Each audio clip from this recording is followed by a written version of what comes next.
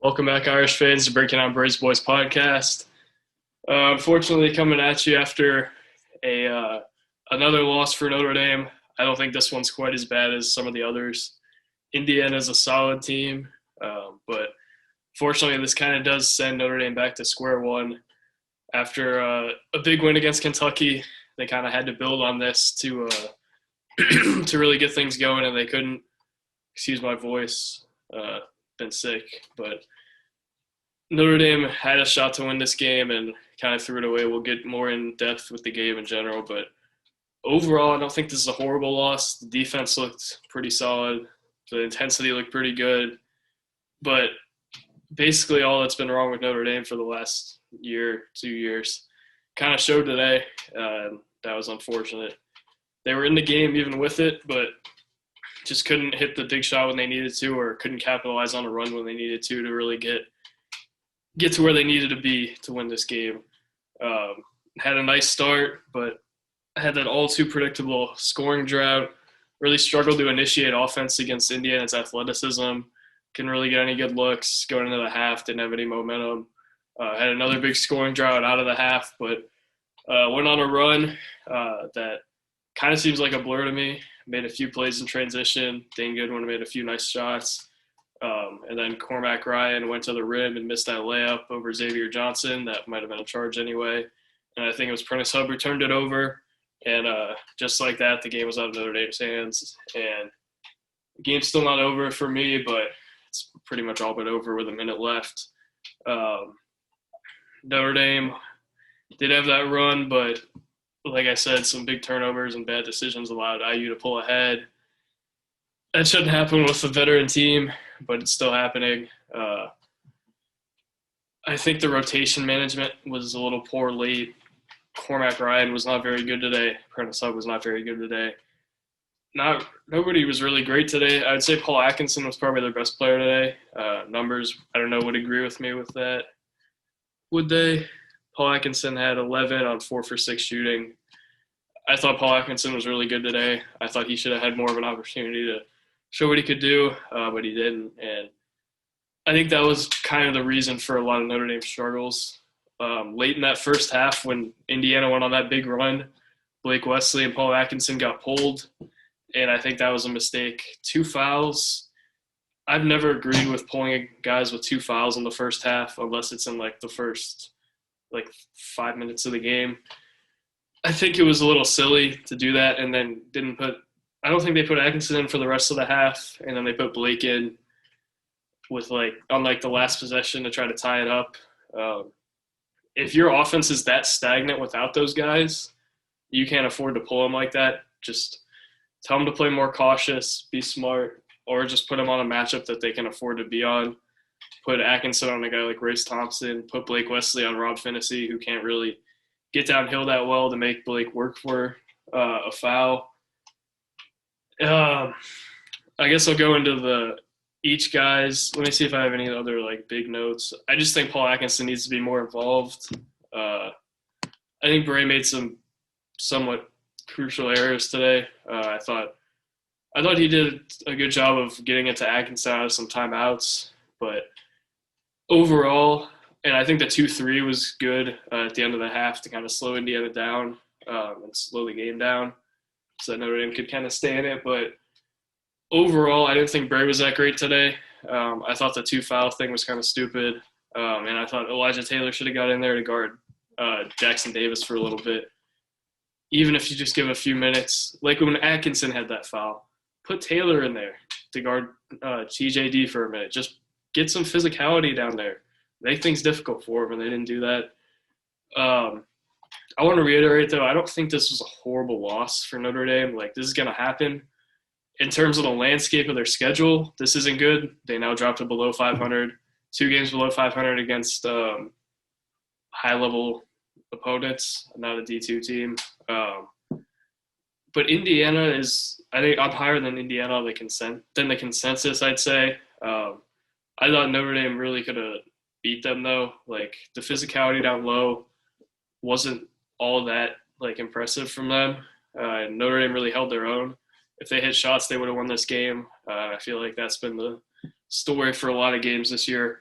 you can mask it with the rotation talk and talk about Prentice Hub or anything. But overall, Notre Dame just they need more from guys not named Blake Wesley and Dane Goodwin. And even at times like today, they needed more from those two guys who are still making mistakes. I think Dane Goodwin is about as good as you're going to see Dane Goodwin play. Wasn't all that great today, but hit a few big shots, was their leading scorer today.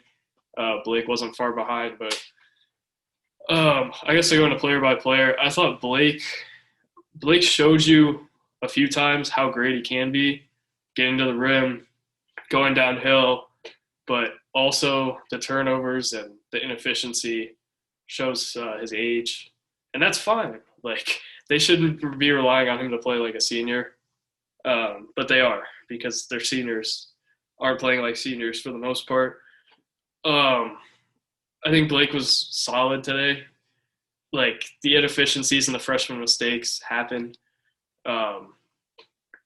I think he should have been in with 2 fouls, and they just should have found a way to keep him in the game. I think that really hurt him. And then he was kind of out of control a few times going to the rim. But like I said, he's a freshman, and he had 14 points against Indiana. He had double digits against Kentucky, I think double digits against Illinois. I'm not mad at him. Like, Blake Wesley has done all he can. He was trying to will them back in the game, and it just couldn't happen because I shouldn't say he's a freshman to demean him, but we can't expect Blake Wesley to take over games like this. Like, if the other guys aren't hitting big shots and Blake Wesley has to force it, fine. And he's not hitting shots, fine. Cormac Ryan, on the other hand, not happy with right now. I'm sure that doesn't mean much to him, but he was 1 for 9 from the field, 0 for 5 from 3, 1 for 2 from the line, and had 3 points.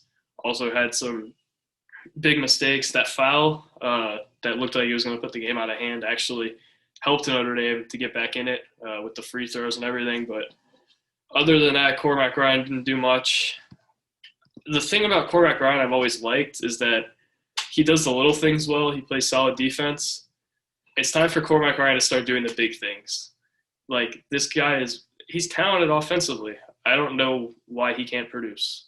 Like, if Cormac Ryan has such a nice stroke from 3, it's clean. When it goes in, it's the prettiest form on the team. And he just can't hit threes. And he makes big mistakes like he did.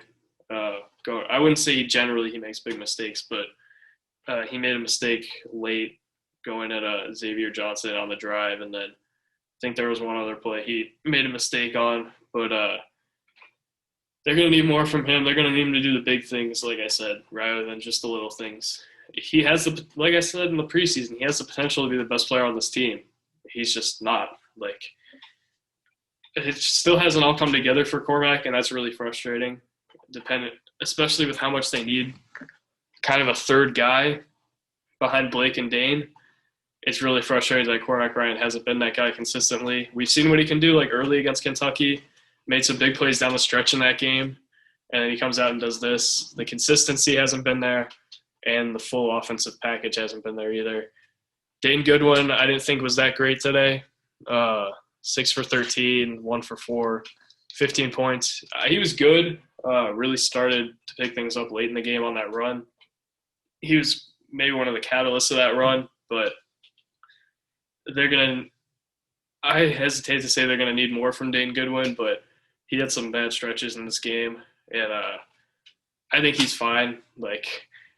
I'm not worried about Dane Goodwin at all. I don't think he played all that bad. He was okay, I'd say, but there's not much else to say with him. You're getting what you wanted to always get from Dane Goodwin, but the other guys just aren't stepping up. Nate Laszewski, it's I feel like Nate Laszewski is kind of getting neutralized by the athleticism that they're playing. Jackson Davis out on the perimeter was really getting to him. He had that shot early. I don't know if he scored earlier, but I feel like that forward shooting motion that Nate has, where he just kind of leans into the shots, especially from 3, I think is really hurting him. And also his inability to create his own shot consistently is hurting him too, I think. But Notre Dame should never be 4 of 22 from 3. They shot 18% from 3. That might be – I don't think that's worse than Kentucky shot against them, but like for a team that's this reliant on threes offensively, you can't shoot 18%, especially against the Indiana team who is cutting off driving lanes and making things hard for your drivers.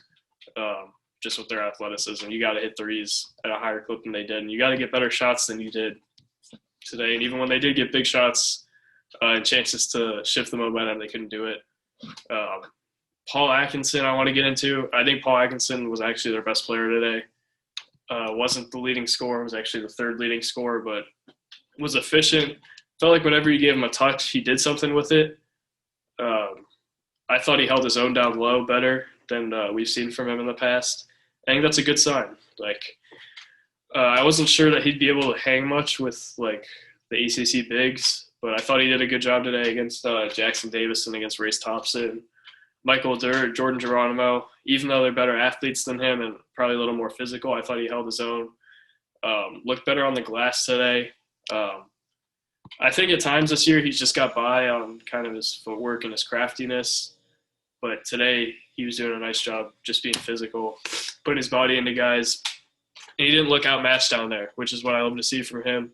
He had 11 and 11 today, 4 steals. That's about all you can ask for Paul Atkinson when he gets the amount of touches he did today. When they gave him touches, it was great.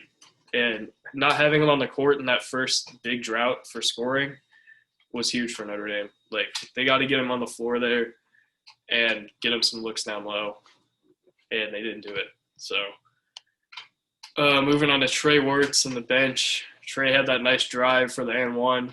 Mike Bray seems to think that he'll be getting better sooner rather than later, and he'll be getting into a rhythm. We haven't seen too much evidence of that, but I just don't think we've seen all that we're going to see from Trey, and they're going to need more from him, unquestionably. Prentice Hub, like Tom Noyes said in his tweet, I ran upon it, he's kind of just there. Like, he's just the 7th guy in the rotation.